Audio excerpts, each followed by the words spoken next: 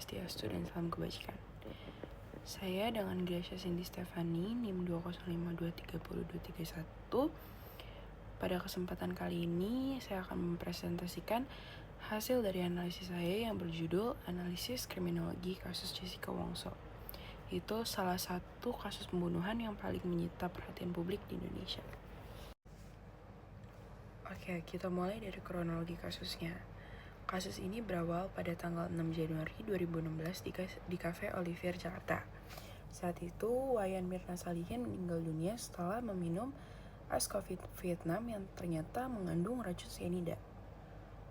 Jessica Wongso sebagai sahabat korban, dia datang duluan ke kafe lebih awal dan memesan minum untuk Mirna dan satu orang temannya lagi. Namun ternyata ketika dilakukan pengecekan, di dalam kopi tersebut mengandung zat cyanida di dalam lambung korban. Akhirnya Jessica ditangkap dan disidangkan dalam dugaan pembunuhan berencana. Meskipun bukti-bukti yang diajukan bersifat tidak langsung, tapi pada akhirnya Pengadilan Negeri Jakarta Pusat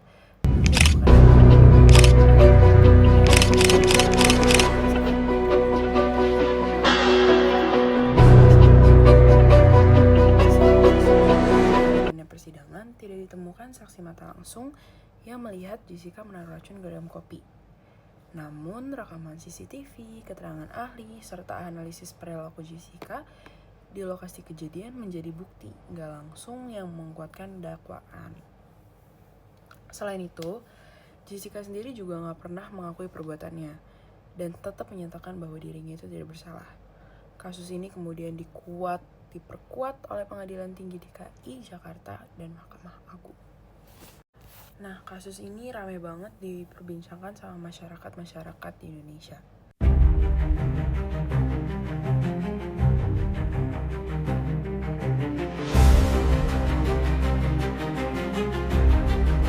Benar-benar menjadi sorotan besar media. Publik menilai Jessica sebagai sosok yang tenang, dingin, dan misterius. Bahkan sebelum putusan final ini keluar, media tuh udah cepat memberi label bahwa Jessica itu adalah pembunuh kopi cyanida, yang pada akhirnya membentuk opini-opini publik. Dalam kriminologi, hal kayak gini itu bisa dijelaskan melalui teori labeling, di mana pelaku diberi cap sosial oleh masyarakat bahkan sebelum proses hukuman selesai. Nah, dalam pelajaran kriminologi itu, jika kita lihat dari sisi kriminologi, kita itu nggak hanya melihat apakah seseorang bersalah, tapi kita akan bahas lebih dalam lagi. Kenapa seseorang bisa melakukan kejahatan dan apa faktor yang mempengaruhi. Dalam kasusnya Jessica Wongso ini, kita dapat analisis dari 3 aspek utama, yaitu psikologis, emosional, dan sosial. Dan untuk membahas aspek-aspek tersebut, banyak teori-teori yang berkaitan. Contohnya yang pertama ada teori positivis dari Cesare Lombroso. Teori ini menjelaskan bahwa pelaku kriminal bisa dipengaruhi oleh faktor biologis atau psikologis, bukan semata-mata karena niat jahat. Jessica itu dikenal tenang dan gak menunjukkan emosi yang signifikan banget. Hal ini bisa dikaitkan dengan kepribadian psikopatologisnya dia, di mana seseorang itu sulit menunjukkan rasa bersalah atau empati. Terus yang kedua, ada dari teori strain dari Robert Camerton.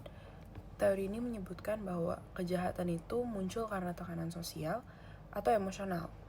Dalam kasus ini, Jessica itu disebut memiliki konflik pribadi dan emosi negatif terhadap korban karena mereka itu ada sahabat. Jadi mungkin ada problems di dalam hubungan mereka, kayak rasa kecewa, iri yang bisa membuat perilaku ekstrem dari Jessica-nya. Terus ada juga teori kontrol sosial dari Travis Hirschi. Menurut teori ini, seseorang itu bisa melakukan kejahatan ketika ikatan sosialnya melemah. Karena Jessica itu kan lama tinggal di luar negeri sebelum dia balik lagi ke Indonesia. Otomatis dia jarang berinteraksi dengan lingkungan sosial Indonesia. Sehingga kontrol sosial yang dia punya itu terhadap perilakunya jadi berkurang. Kemudian, seperti yang saya sebutkan tadi, teori labeling juga relevan. Media dan masyarakat udah nilai Jessica sebagai pelaku, bahkan sebelum ada keputusan hukum yang final. Label sosial seperti ini dapat memperkuat stigma dan mempengaruhi persepsi masyarakat terhadap pelaku. Kalau misalnya kita gabungin semua teori tersebut, maka perilaku Jessica itu bisa dipahami sebagai hasil dari tekanan emosional, gangguan psikologis, dan lemahnya kontrol sosial. Karena kalau kriminologi itu nggak membenarkan kejahatan, tapi membantu menjelaskan mengapa sih seseorang itu melakukan kejahatan. Pendekatan ini tuh juga menekankan bahwa pemeriksaan psikologis dan siswa dan sosial itu terhadap terdakwa bukan hanya fokus pada aspek pembuktiannya. Berarti berdasarkan dari analisis kriminologi terhadap kasus Jessica Wongso yang kita bahas tadi, dapat disimpulkan bahwa kejahatan itu nggak bisa hanya dilihat dari sisi hukum positif, tapi juga harus dipahami melalui pendekatan ilmiah yang menelusuri faktor penyebab dan kondisi di balik tindakan pelaku. Kasus Jessica ini juga menunjukkan bahwa kejahatan itu merupakan hasil interaksi yang kompleks antara faktor psikologis, emosional, sosial, dan lingkungan. Dari sisi psikologisnya, perilaku Jessica yang tenang, datar, dan tidak menunjukkan penyesalan dapat dikaitkan dengan teori positivis Casare Lombroso yang menekankan bahwa perilaku kriminal bisa lahir dari kepribadian atau kondisi mental tertentu. Dalam konteks ini, kepribadian Jessica yang cenderung tertutup dan dingin bisa menjadi indikator adanya gangguan psikologis seperti psikopatologis ringan. Meskipun hal ini tentu memerlukan pemeriksaan medis profesional lagi. Nah, dari sisi emosional dan sosial, teori strain dari Robert K. Merton menjelaskan bahwa kejahatan itu sering muncul akibat tekanan sosial, perasaan kecewa, atau kegagalan memenuhi ekspektasi pribadi. Jessica itu disebut memiliki hubungan yang tegang dan dengan korban, serta kemungkinan dipicu oleh perasaan iri, tersinggung, atau tertekan. Kondisi emosi yang gak stabil bisa mendorong seseorang untuk bertindak di luar nalar rasional. Nah, selanjutnya dari sudut kontrol sosial dari teori Travis Hirschi menegaskan bahwa seseorang lebih mudah melakukan kejahatan ketika ikatan sosialnya itu dengan keluarganya atau lingkungannya lemah. Jessica karena lama tinggal di luar negeri, jadi hidupnya relatif isolated gitu. Jadi kemungkinan penurunan dalam kontrol sosialnya jadi melemah. Selain itu, reaksi publik dan media juga sangat berpengaruh kuat menjadi bagian dari fenomena labeling dari teorinya Howard Becker. Jika semua aspek tersebut digabungkan, maka perilaku kriminal Jessica Wongso dapat dipahami sebagai hasil dari kondisi psikologis yang kompleks, tekanan sosial, dan pengaruh lingkungan. Kriminologi itu tidak bermaksud membenarkan tindakan pelaku, tapi membantu menjelaskan mengapa tindakan itu bisa terjadi. Sehingga sistem hukum dapat mengambil pelajaran dalam pencegahan dan rehabilitasi. Dari sisi pembelajaran kasus ini memberikan pesan bahwa sistem peradilan pidana sebaiknya tidak fokus pada penghukuman, tapi juga memperhatikan aspek pemahaman perilaku manusia. Pendekatan kriminologi itu mendorong aparat penegak hukum untuk melihat pelaku bukan semata-mata sebagai penjahat, tapi sebagai individu yang dipengaruhi oleh faktor sosial, budaya, dan juga psikologis. Akhirnya, dari perspektif kriminologi, kasus Jessica Wongso menjadi contoh nyata hubungan antara hukum, media, dan perilaku manusia. Kita belajar bahwa untuk memahami dan menekan angka kejahatan, pendekatan interdisipliner tuh dibutuhkan banget, termasuk pemahaman tentang psikologi kriminal, hubungan sosial, dan peran media.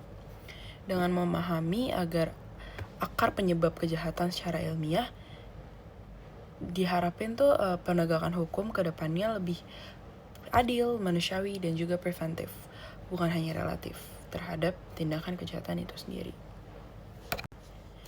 Demikian penjelasan saya mengenai analisis kriminologi kasus Jessica Wongso.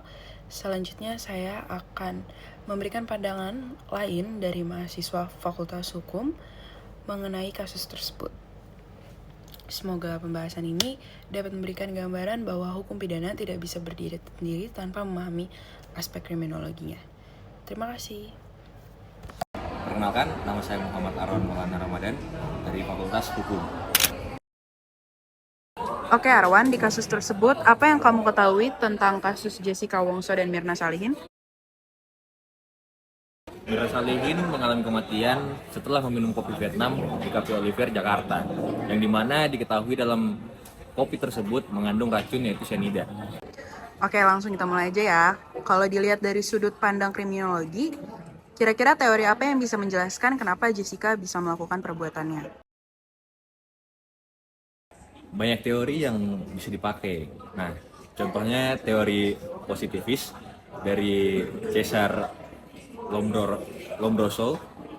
Menurut teori ini, kejahatan bisa muncul karena faktor biologis atau psikologis dalam diri seseorang. Jessica dikenal tenang, tidak menunjukkan emosi, dan tidak menyesal. Hal ini bisa dikaitkan dengan ciri-ciri psikopatologis seperti apa yang dijelaskan dalam materi kriminologi. Oke, berarti bisa jadi kejahatannya si Jessica ini lebih karena faktor kepribadian ya?